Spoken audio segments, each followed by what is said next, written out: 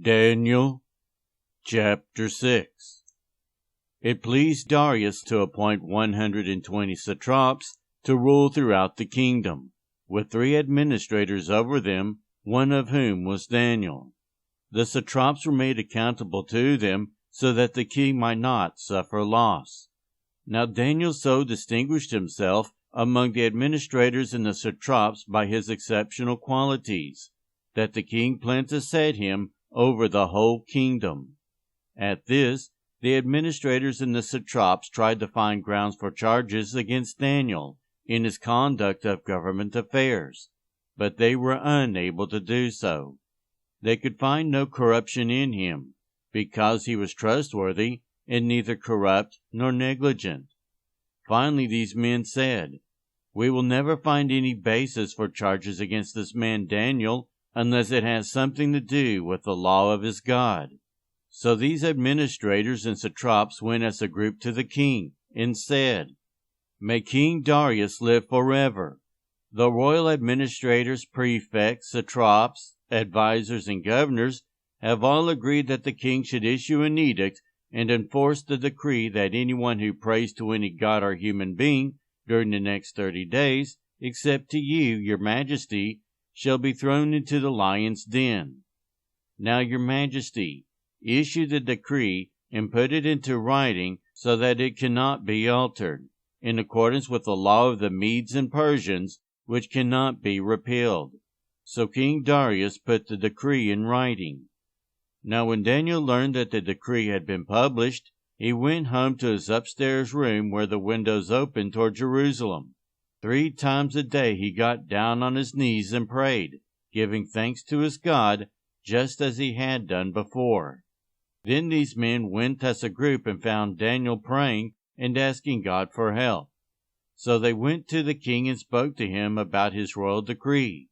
"Did you not publish a decree that during the next 30 days anyone who prays to any god or human being except to you, your majesty, would be thrown into the lion's den?"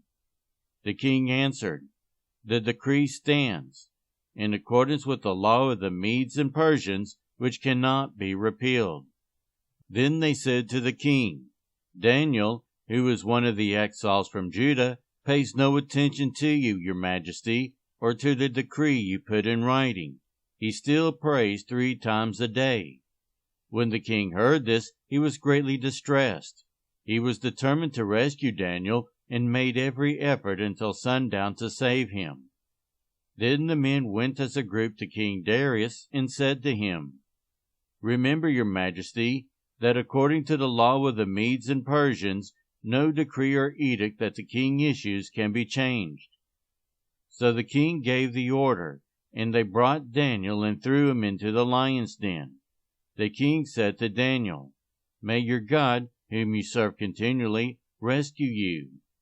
A stone was brought and placed over the mouth of the den, and the king sealed it with his own signet ring and with the rings of his nobles, so that Daniel's situation might not be changed.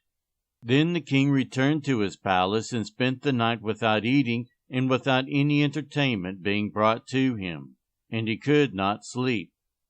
At the first light of dawn, the king got up and hurried to the lion's den. When he came near the den, he called to Daniel in an anguished voice, "Daniel, servant of the living God, has your God, whom you serve continually, been able to rescue from the lions?" Daniel answered, "May the king live forever. My God sent his angel, and he shut the mouths of the lions. They have not hurt me, because I was found innocent in his sight. Nor have I ever done any wrong before you, your majesty." The king was overjoyed and gave orders to lift Daniel out of the den. And when Daniel was lifted from the den, no wound was found on him, because he had trusted in his God. At the king's command, the men who had falsely accused Daniel were brought in and thrown into the lion's den, along with their wives and children, and before they reached the floor of the den, the lions overpowered them and crushed all their bones. Then King Darius wrote to all the nations and peoples of every language in all the earth, "May you prosper greatly. I issue a decree that in every part of my kingdom people must fear and reverence the God of Daniel. For he is the living God, and he endures forever. His kingdom will not be destroyed. His dominion will never end. He rescues and he saves. He performs signs and wonders in the heavens and on the earth. He has rescued Daniel from the power of the lions. So Daniel prospered during the reign of Darius and the reign of Cyrus the Persian.